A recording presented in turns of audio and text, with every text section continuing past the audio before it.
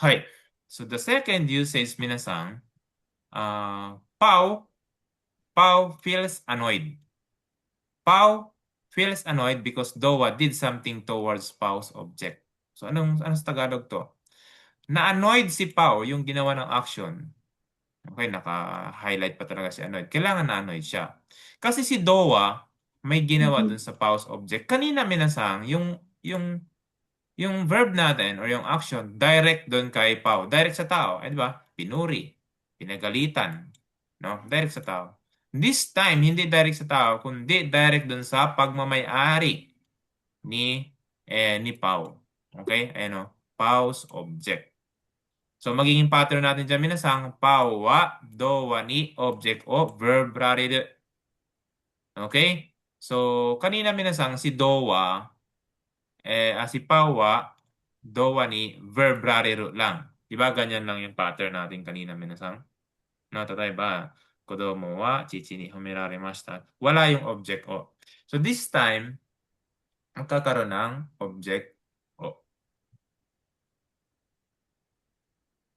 Idis ka? Kasi may object eh. Ang pattern kasi natin towards spouse object eh. Idis ka? Okay, dyan minasan. Ichibang yonde kudasai. So, watashi wa 私は私はパソコンの壊されました。壊れました。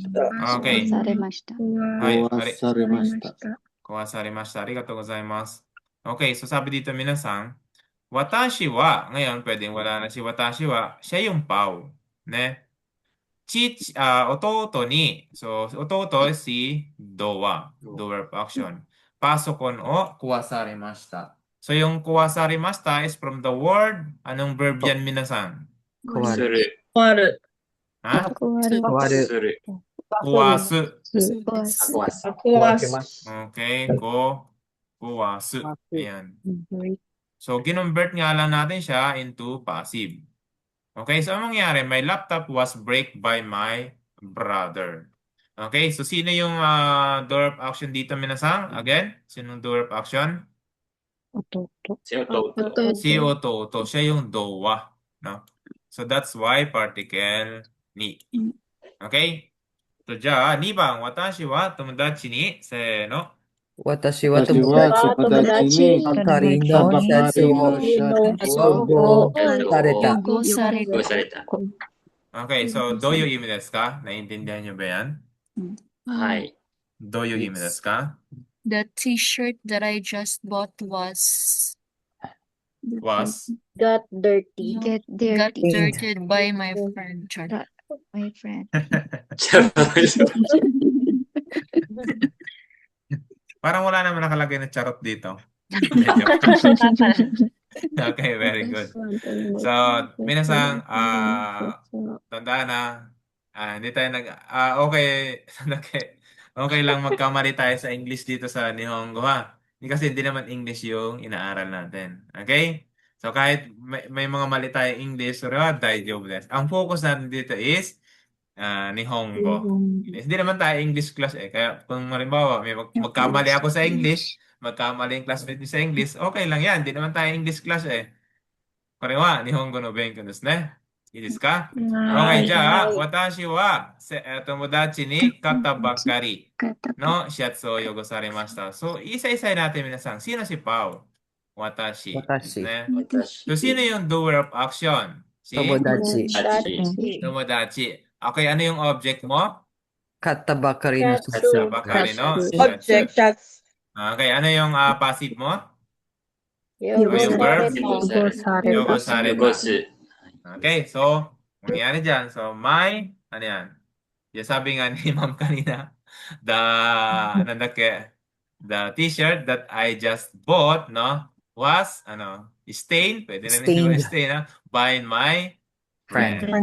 Then, and I punched my friend. Ay, wala na pala. Okay. So, this na. So, sana na-gets natin sa pattern. Is ka? So, may annoying ba dito sa dalawa na kami nasa? Yes. Yes. Very good. じゃあ3番読んでください。電車の中で。電車の中で前の人に足を踏まれた。 Ayan. So, densya no naka, naglagay na dito ng place. No? Sa loob ng densya.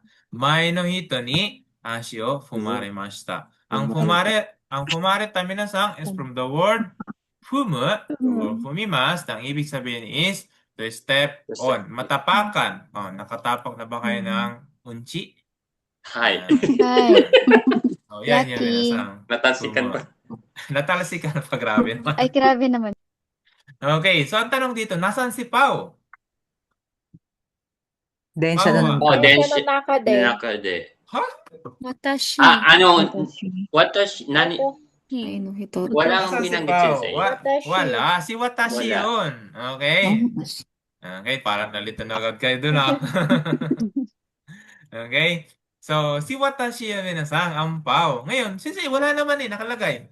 Umitable nga, di ba, kapag Watashi. Ngayon, bakit sinabi niyo yung densya na nakade? De nga eh. May pattern ba tayong de dito? Yes. Wala. Ngayon, nilagay lang dyan kasi dyan nangyari yung action. Okay, who is the doa? Mai Mai no no hito. hito. Yes, very good. Mai no hito yung nasa unahan mo. Okay, where's the object? Ashi. Ashi. Ashi. Okay, so pag may-ari mo ba yon yung pa? Yes. Yes. Yes.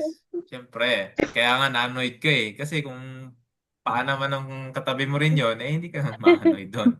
Ngayon paa mo lang yon, di ba? Naka-heels pa. Tusok na tusok, no? Grabe, sakit doon. Okay? So, pumareta. Naranasan niyo na ba yan? Ashi, pumareta ko to. Arimasu ka? Hi. Ay, sa MRT. Sa MRT. Grabe, sa Pinas, no? Ay. じゃあ、4番、私は Watashi Watashi wa wa ane o ni hakareta. Hakareta. 姉じゃないですね、これは。妹妹。 Imoto. 妹に 大丈夫ですよ。Okay lang yan, minasan. Ganyan talaga. No? Hay, nakakalito, no? Gusto niyo parang di kayo malito? Konting kwento o wag na? Sige po. Sige po, sensei, para Gusto niyo ng kwentong kanji? Ay. Opo. Ayaw niyo yata eh. Hindi kayo Gusto nag-hi po. agad. Ay, yoroshiku onegaishimasu. Konniwa. Onegaishimasu. This is Onna. Okay? So, para hindi kayo mahirapan yan, magsulat minasang. Isipin nyo lang, kunoichi. Ku, no, di ba? No, na to, hiragana. Katakana. Then, ichi. So, ngayon, ang second kanji dyan minasang is kanji yan ng mi. Mi. Sa mirai, na? Sa miseinen, no? Ang ibig sabihin yan is mada. Mada, not yet. So kapag yung babae, hindi pa siya naging tunay na babae, what is mean, hindi pa naging dalaga, imoto pa siya kasi little sister pa. Ilis ka? Gets nyo na? Naruhodo. Naruhodo na yan. Okay. Okay. Onna. Naging malaki na si ate. Okay, so yung sunod na kanji minasang is kanji ng city. Siguro alam yan sa address niyan eh. Di ba? Okay? So, nung si ate lumaki na, lumalabas siya, naging pa-party na, pumupunta na ng city. Lumarampa na. Okay? So, si Imoto, hindi pa siya tunay na babae ngayon, naging babae na siya, nagkaroon na ng mga, mga sexy na, lumalabas na, city girl na siya. Okay? So, Imoto, ane. Ilis ka? Wakarimashita ka? Ay, wakarimashita. Yung haha. Ay, mamaya, huwag na tayo masyadong lumayo, hindi tayo matatapos. Okay, marami pa ito minasang. Focus na muna tayo dito. Kasi nadaan na lang natin, ganito yung style natin sa AAC Academy, ha? Kung ano lang yung madadaanan natin, and ano lang yung topic, yun muna. Kasi lahat naman yan is madadaanan natin. Kasi kung lahat nung hindi related is i-accommodate natin minasang, hindi sa ayaw ko kayo sagutin, ha? Hindi tayo matatapos minasang. Kasi, tandaan nyo, 2 hours lang yung class natin. Okay? 2 hours lang minsan. Sa actual school, pag nag-aaral kayo sa mga university, 8 hours yan nagtuturo. Kung nasa 8 hours sana tayo minsan, kahit paano itanong nyo sa akin, kahit maghapon tayo magtanungan about sa Nihongo, sasagutin ko lahat yan. Pero, doon lang muna tayo sa topic. Nadaanan lang kasi to. So, dito tayo. Ilis ka? So, watashi wa kutsu o imoto ni hakareta. Ano yung hakareta dyan? Anong verb dyan, minasan? Haku. Haku. Yes, very good. Haku, no? Haku means, To wear. okay, very good. Magsuot sa mga lower parts of Lower the parts. body. From your belt pababa, lahat yan is haku. Okay, pantsu o haku, di ba? Zubong hakimasu, kutsu o hakimasu. Ngayon dito, sinuot ni Imoto yung sa'yo, yung sapatos mo. And you feel annoyed. Okay? Ja, gobang, yonde kudasai. Watashi wa Tensha wo shuri shite moraimashita. Ditensya wo. Okay, shuri. Shuri, minasang, it means to repair. Yung nasira mong jitensya, ni-repair ni Papa. Ngayon, hindi ka gagamit ng passive dito kasi nagpapasalamat ka pa nga nun eh. Walang annoying. Walang annoy dito sa sentence na to. Although, kung makikita nyo, yung pattern niya, same na same. Ne? Sino yung ginawan? Ikaw. Sino yung doer of action? Si Papa. May object? Yes, meron. Tensha. Pero, huwag tayong gagamit ng passive dyan kasi naka-receive ka dito ng action, ng favor. So, that's why you will use shite moraimashita instead. Wakarimashita ka? So, pag naka-receive ka ng favor, shite moraimashita, shite tadakimashita. When you feel annoyed, passive. Wakarimashita ka? Yun ang gusto ko sa mga estudyante ko ngayon. Parang ang fast learner yung mga estudyante ko ngayon.